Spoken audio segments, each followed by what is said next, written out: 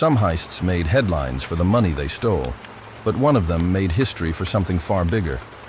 A theft so perfect, so impossible to believe, that when it happened, the world's leading detectives accused each other of lying. By the end of this video, you'll understand how a simple handyman pulled off the greatest art heist of all time, and why what he did next shocked everyone even more. But first, you need to know something about why this painting mattered so much. Because the truth? The Mona Lisa wasn't actually famous before this crime happened. Let's rewind to 1911. The Louvre Museum in Paris, probably the most famous art museum in the world. But here's what most people don't know. Back then, the Mona Lisa was just one painting among thousands. Tourists didn't swarm it. Art critics weren't obsessed with it. Honestly, most people had never even heard of it. Yes, you heard that right. Leonardo da Vinci's masterpiece was relatively obscure. The real celebrities of the art world were other paintings. The Mona Lisa hung in a small room, barely protected, barely guarded.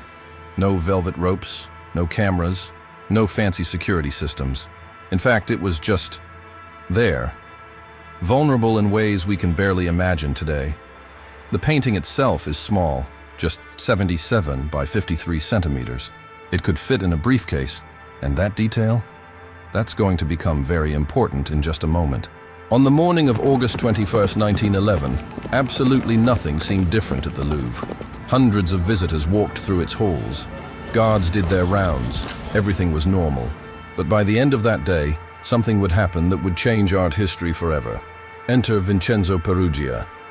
This is where the story gets fascinating because he wasn't a master criminal. He wasn't a sophisticated art thief. He was a handyman, an Italian immigrant living in Paris. He worked odd jobs, maintenance, small repairs. The kind of guy people forgot about within seconds of meeting him. But here's the thing about invisible people. Sometimes they see things nobody else does. Peruggia had actually worked on the Louvre before, doing minor repairs and maintenance work. He knew the building's layout. He knew the guards' schedules. He understood the rhythm of the place in ways a casual visitor never could. But what made him decide to steal the Mona Lisa specifically? Here's where it gets even more interesting.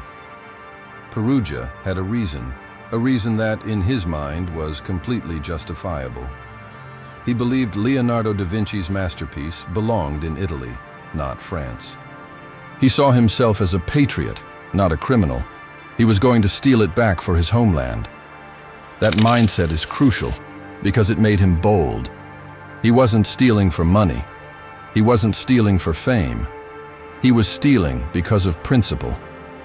And that changes everything about how desperate or how determined someone can be. So how did he do it? How did one man, a simple handyman, steal the most important painting in the world from one of the most secure buildings in Paris? The answer is shockingly simple, and it's going to make you rethink everything you know about security. On that August morning, Peruggia arrived at the Louvre like he had before, just another worker. He was wearing a worker's smock. Nobody questioned him. Nobody asked for credentials. He simply belonged, or at least people thought he did. He made his way to the painting. He may have actually hidden inside the museum the night before. We're still not 100% sure about every detail. But what we know is this. He approached the Mona Lisa, and he simply took it off the wall. He removed it from its frame, hid it under his smock, and walked out. No alarms, no sirens, no dramatic chase scenes. Later that day, he had the painting in his hands. And then, he waited. For 2 years, Vincenzo Peruggia did the most difficult thing any criminal can do. He kept his mouth shut and sat on his prize. 2 years. But why? Because selling it was almost impossible.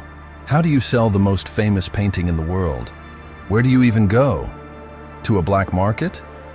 Every fence, every collector, every underground dealer in Europe would have heard that the Mona Lisa was stolen. It was unsellable. But Peruggia had a plan. He was going to contact someone in Florence, Italy, an art dealer who might connect him with Italian collectors. He was going to bring the painting home.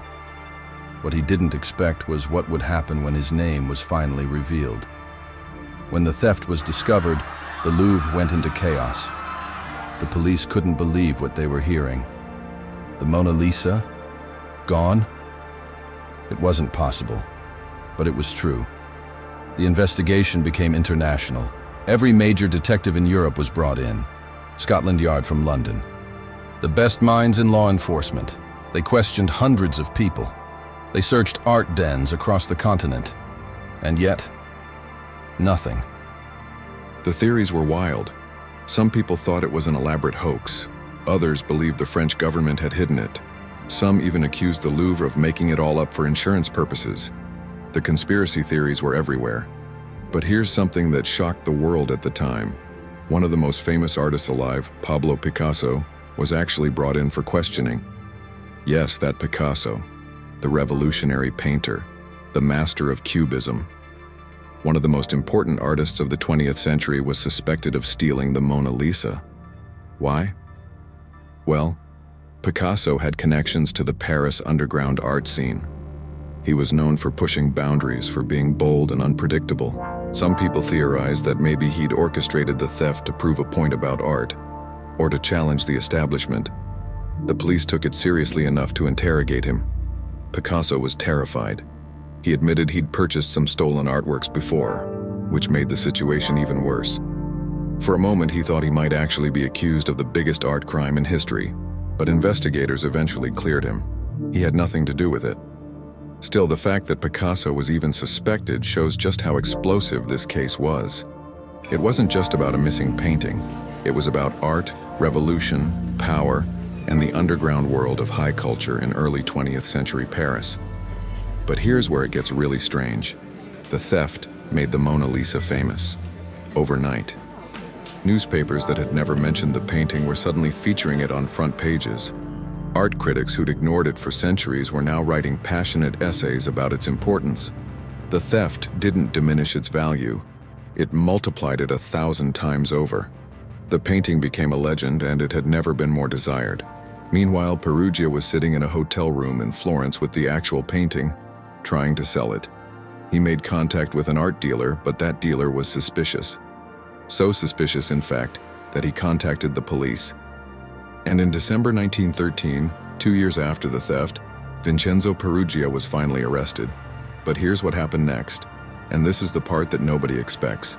Peruggia was arrested, interrogated, tried, and convicted. The world expected him to be imprisoned for decades, or maybe even executed. He'd stolen the world's greatest treasure, after all. But something strange happened when his story came out. The public didn't see him as a criminal. They saw him as a romantic figure, a man who'd stolen from the rich and powerful for patriotic reasons. He became a folk hero. Letters of support poured in. Newspapers celebrated his boldness and his apparent skill. His sentence? Relatively light, just 7 months in prison. Some people believe he was released early due to public pressure. The truly shocking part? The Mona Lisa was recovered and returned to the Louvre, where it remains today. But the theft changed everything. The museum upgraded its security. Other paintings were suddenly protected in ways they'd never been before. Modern art security, as we know it today, essentially began because of this one theft. And Peruggia? He lived quietly after his release. He never stole anything else. He didn't become a notorious criminal mastermind. He was just a man who, for a moment in history, accomplished something nobody thought was possible. He proved that sometimes the most valuable things in the world aren't protected by what we think keeps them safe. They're protected by our assumption that nobody would be bold enough to take them. That's what made his theft truly genius. The painting that almost nobody cared about became the most famous artwork in human history, all because one man believed it deserved to go home. And here's the real twist. He was right about one thing. The Mona Lisa is immortal. But not because Leonardo made it that way. Because of what Vincenzo Peruggia did on that ordinary August morning in 1911.